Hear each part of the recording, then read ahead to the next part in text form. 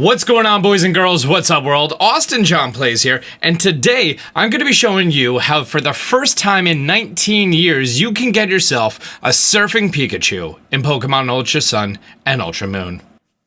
True lift, bro?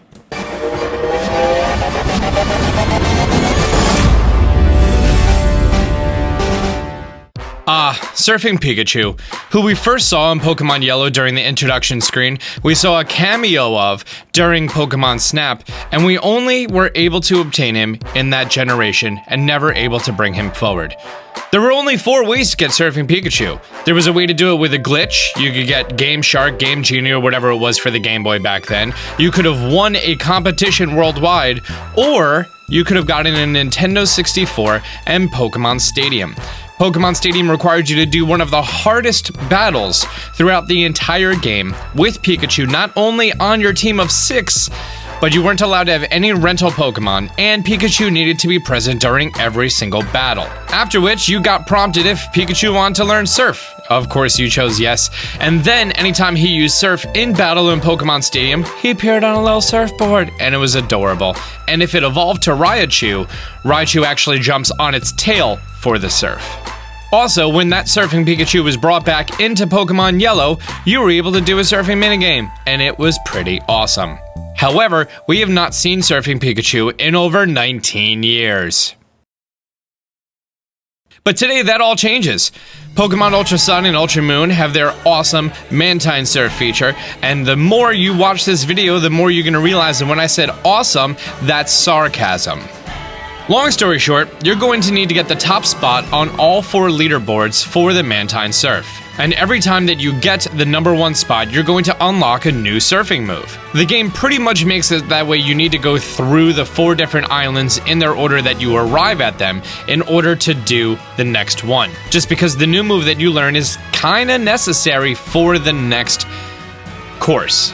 And every course that you do has more and more obstacles, and then yeah, you make your way through, you get some items, you get some BP, that's awesome. However, the 4th one is so dang difficult. So this video is mostly going to be some really useful hints, tips, and tricks for you to get that top spot for Mantine Surf. First of all, the time of day that you do Mantine Surf doesn't impact the actual game or its spawning obstacles at all. However, the water looks so dope. Here I am at Pony Island, and we're going to be surfing out, and it's right now dusk, like when Lycanroc evolves, and oh my god, the water has this beautiful orange glow. So the first tip that I'm going to tell you guys is speeding up. Soon as you start, sometimes how the obstacles spawn is just not in your favor, at which point you're best off soft resetting.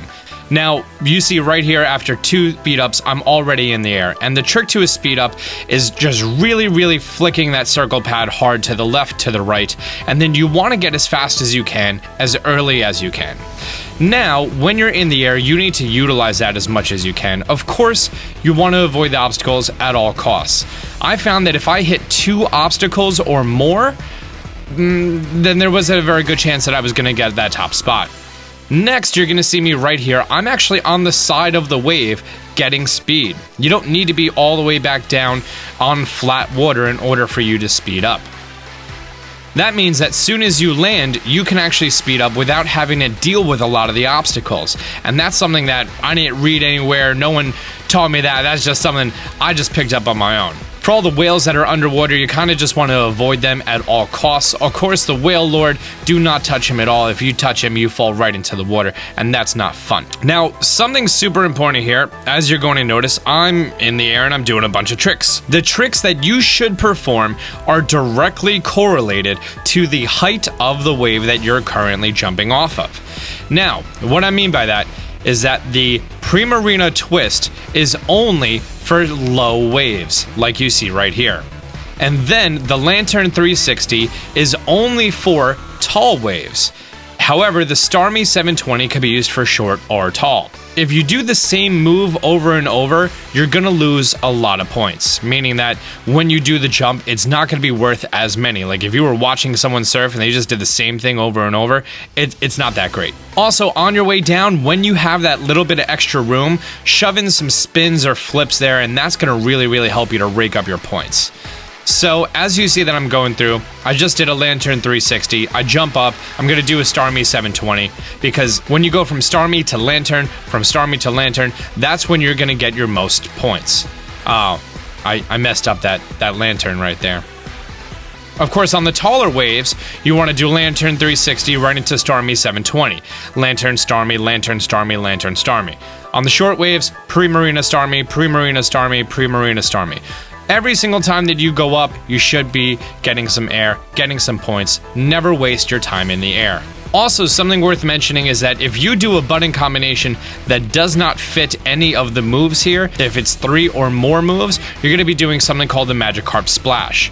When you do the Magikarp Splash for the first time, you're going to be getting somewhere around 3,500 to 4,000 points, which is fantastic. Highly recommend doing it. However, if you do it a second time, or any more than a second time, no matter if it's at the first and the end or wherever it is, you're not going to be getting any more points than 1,000. So only do it once, and then after you do it once, never do it again. As far as the Huntail Spiral and the Gorbis Spiral, don't do those at all. They are literally the biggest waste of time. I did this for hours upon hours, and I came to the realization that even if you were to nail the Huntail and Gorbis in the same move in the air, you're not going to be getting as many points as you would doing a Lantern to Starmie, Lantern to Starmie, or Pre-Marina to Starmie, Pre-Marina to Starmie. It's also very important, and I can't stress this enough, do not do the Pre-Marina twist on large waves, and do not do the Lantern 360 on short waves. That will be hindering your score, and you just don't want to do that at all. With any luck, as you're making your way through here, you want to keep up your speed as much as you can. You want to avoid those obstacles as much as you can. Remember, the more that you're in the air, the less chance you have of getting hit.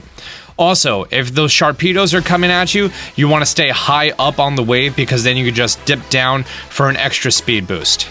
Right there, I got a little greedy with how many points I wanted to get in the air. So, of course, it's always better to land something for less points than to try to gain more points and then you lose.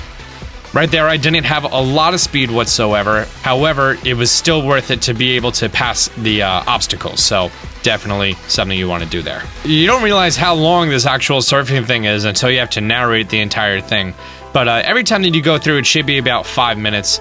And every single time that you're in the air, you should try to work to get over 2,000 points. If you're not getting over 2,000 points, you're doing something wrong, and you need to reevaluate how you're doing it. Optimally, you want to get as close to 2,500 every time you're up in the air, and then that's going to make it so that you have an easier time getting toward that final goal of how many you should have. Also, gonna stress the landing bonus. It's not something you ever realize, however, it totally helps toward actually getting your points up, because it keeps your speed up. Except for the last part, because then I don't care. With this run, I hit so many things on this master course. I got my high score of 73,169. That is more than enough for the, 57,000 or 58,000 that's actually required to get the high score. This took me, I think I was doing this for like 4 or 5 hours. Like, it was a long time. Let's get back here, talk to the surfer. Your surfer skills were amazing. It was like you were one with Mantine. Thanks, buddy. Your score is 76,000 points. Wow, you're the new champ. Next, you need to talk to the Surf Association. And I got a comment shard, that's pretty cool. Oh, and the beach points. If you actually make it through the entire thing, you're gonna rake up so many beach points. Those could be used for the move tutor, which is pretty awesome as well. But go to the Surf Association in Hiya City. That's the building literally next to the Pokemon Center, the one with the surfboards and the giant Mantine. You cannot miss it. Otherwise, I don't think you should be playing video games at all. I heard about you, kid. You got the top rank spot in all 4 of Alolan's spots. They call me boss. I was the person who had all the high scores. So shut up, kid. I'm gonna give you this Pikachu that knows surf. Make it one of your partners. Yeah, no problem. Oh, I hit no.